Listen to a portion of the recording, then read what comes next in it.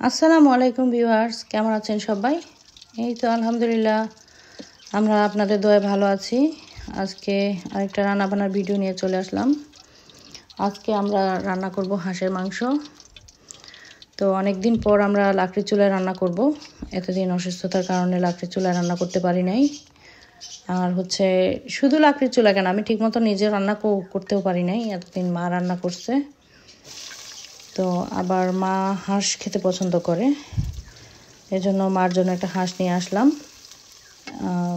ওই যে আপনারা গত ভিডিওতে দেখছেন আমরা একটা হাঁস নিয়ে আসছিলাম, ওই হাঁসটাই তো আজকে রান্না করার ভিডিওটা দিব। আমি প্রথমে চুলা ধরিয়ে তেল গরম করে নিয়েছি। তেল গরম করে ওর মধ্যে গরম মশলাটা দিয়ে দিলাম, এলাচ, দারচিনি, তেজপাতা এগুলা দিয়ে হালকা ভেজে নিয়েছি। ওটা ভেজে নিয়ে তারপর পেঁয়াজ দিয়ে দিলাম। এবার পেঁয়াজটা ভালো করে বাদামি করে ভেজে নেব। আর এদিকে আমি আদা, রসুন, জিরা বাটা, এরপর হলুদ গুঁড়া, মরিচ গুঁড়া, ধনিয়া গুঁড়া, তারপর মুরগির মশলা, লবণ সব কিছু একসাথে বাটিতে মিক্স করে নিব।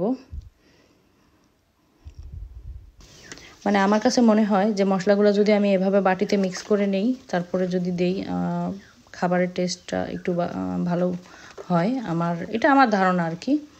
তো অন্যদের কাছে কেমন লাগে আমি জানি না, তবে আমার কাছে এরকমটা করতে খুব ভালো লাগে। আমার মনে হয় যে এভাবে করে দিলে ফ্লেভারটা ভালো আসে রান্নার। তো এই জন্য আমি এখানে সবগুলোকে মিক্স করে নিচ্ছি। আর ওদিকে পেঁয়াজটা ভেজে নিচ্ছি। মা লাকড়ি দিয়ে চুলাটা ধরাই দিছে, পরে আমি রান্না করলাম। তো এবার একটুখানি পানি দিয়ে চামচ দিয়ে এটা নেড়ে চেড়ে ভালো করে মিক্স করে নিব। আর ওদিকে পেঁয়াজ বাদামি হয়ে গেলে তারপরে এই জিনিসটা ঢেলে দিব।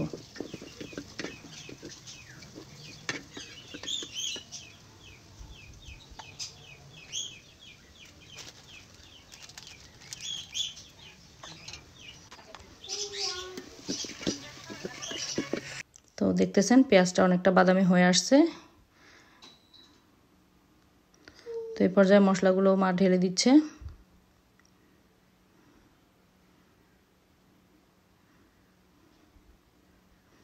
এরপর কিছুটা পানি দিয়ে ভালো করে পুরো মশলাটা কষিয়ে নিব।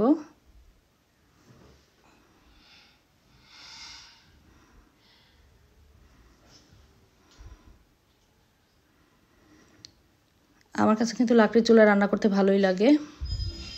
তো এই পর্যায়ে মশলাটা কিছুক্ষণ কষিয়ে নিয়ে আমি এর মধ্যে টমেটো দিয়ে দিব।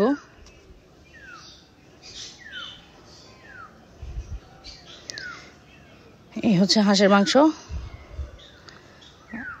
আর এখন টমেটো দেওয়ার পরে এইগুলো ভালো করে কষিয়ে নিব মশলার সাথে।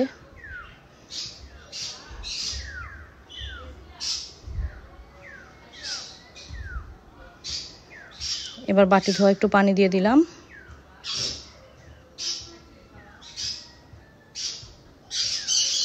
তারপর ভালো করে মশলাটা আরও কিছুক্ষণ কষিয়ে নিয়ে এরপর মাংস দিয়ে দিব।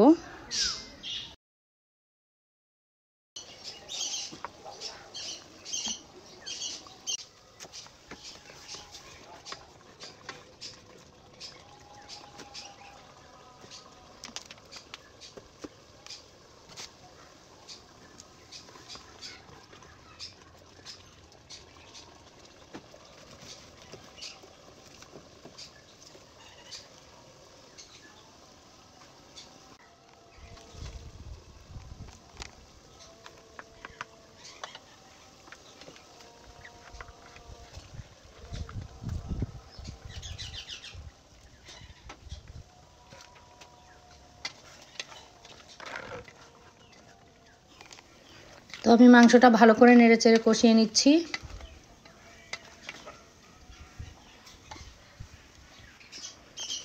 এই পর্যায়ে চুলার জালটা একটু বাড়িয়ে দিয়ে ভালো করে এটা নেড়ে চেড়ে অনেকক্ষণ ধরে নেড়ে চেড়ে কষিয়ে নেব।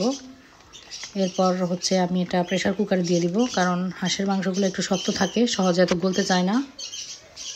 এজন্য প্রথমে পাতিলে অনেকক্ষণ কষিয়ে নিয়ে তারপর প্রেশার কুকারে দিয়ে হালকা একটু ঝোল দিয়ে প্রেশার কুকারে দিব।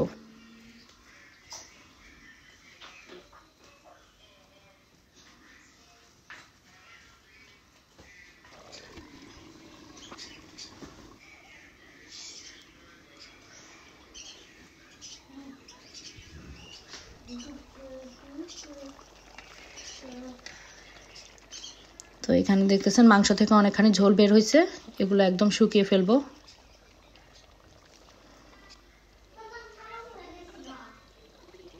তো এই তো একদম শুকিয়ে গেছে।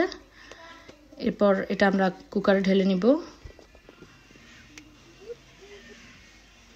এখন একটু পানি দিয়ে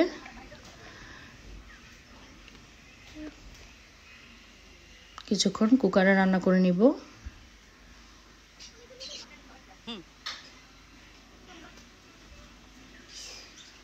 তো ফিরে আসলাম আধা ঘন্টা পরে, হয়ে গেছে আমাদের রান্না। এখন আমি এটা ঢেলে নিয়ে নিব।